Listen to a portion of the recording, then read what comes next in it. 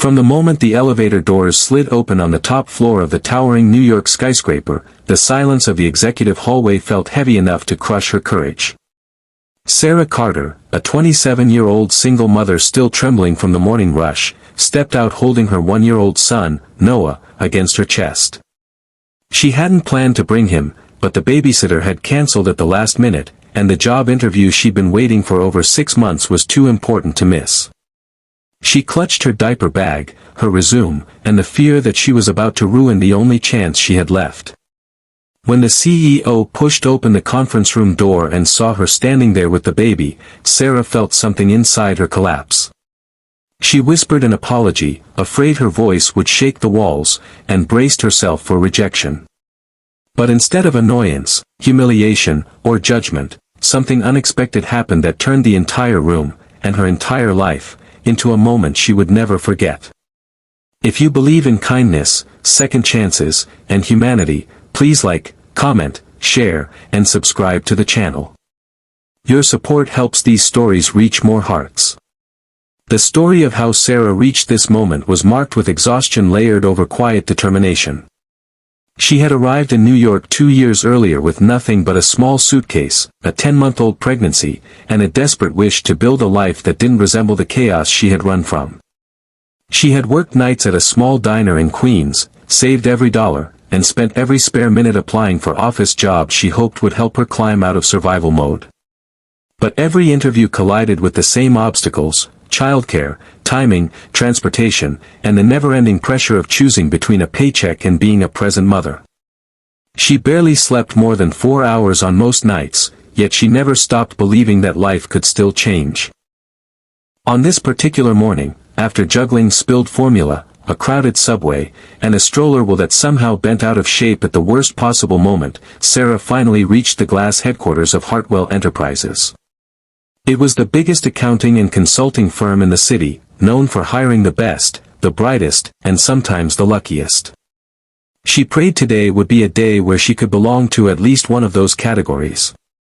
The receptionist had stared at her with surprise when she walked in holding Noah, but she kindly directed her to the top floor, warning her that the CEO himself would be conducting the final round interviews. That made her stomach twist even harder. CEOs didn't forgive anything. CEOs didn't wait. CEOs didn't bend rules. Or so she thought. When she stepped into the conference room and apologized for having her child with her, she expected the CEO, Jonathan Hayes, a man in his late 40s with a crisp gray suit and the kind of polished presence that filled the space before he even spoke, to dismiss her instantly. She imagined him telling her that professionalism mattered, that she should have rescheduled, that the company needed someone reliable.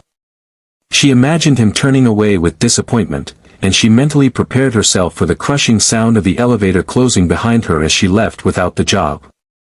But instead of turning away, Jonathan paused, then slowly bent down, extended his hands, and gently picked up Noah as if he had been waiting to meet him all along. The baby blinked, startled for a moment, before breaking into a wide, bright smile. Something soft flickered across the CEO's stern face, a warmth that felt out of place in the cold corporate room. Jonathan held the baby with surprising ease, balancing him on his arm while motioning for Sarah to take a seat. She felt her breath catch in her throat, her heart pounding with disbelief. He didn't just allow her to stay, he welcomed her. What Sarah didn't know was that Jonathan had once been raised by a single mother who cleaned offices at night and packed lunches for construction workers during the day. He had grown up watching her fight for survival while pretending everything was fine. He recognized that same determined exhaustion in Sarah the moment she walked in, and something in him refused to let her walk out defeated. During the interview, while Noah played happily with the CEO's watch and tugged at his tie, Sarah spoke about her experience, her dedication, and her desire to find stability. She didn't try to hide her struggles, instead, she explained how every challenge had shaped her work ethic. Jonathan listened intently, occasionally bouncing the child on his knee, as if nothing about the situation was unusual. By the time the interview ended, Sarah felt a wave of relief simply because he had treated her with dignity, something she hadn't felt in a long time. But the real shock came when he stood up, handed Noah back to her, and extended a folder with the Hartwell Enterprises logo embossed on the front. Inside was not a rejection letter. Not an offer to consider later. But an official employment package with her name already printed on the employee badge. Her vision blurred as tears filled her eyes.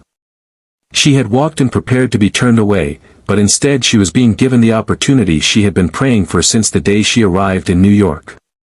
That moment in the conference room was the turning point that would eventually transform her entire future. She walked out of the skyscraper holding her baby and the job contract, feeling as though the city that once pushed against her was finally opening a door. If this story touched your heart so far, please don't forget to like, share, and subscribe. Your engagement helps keep these emotional stories alive. Weeks later, Sarah had settled into her new office role, balancing work responsibilities with the challenges of single motherhood, but now she had support, stability, and encouragement. Jonathan often stopped by her desk, not as a boss checking up on an employee, but as someone who believed in her potential. She worked harder than ever, determined to honor the second chance she had been given. Before we end, here is a special request. Comment below with one word that describes how this story made you feel. And with that, Sarah's story reminds every heart listening that sometimes the smallest act of grace, one unexpected moment of understanding, can change a life forever, proving that kindness isn't weakness but strength in its purest form.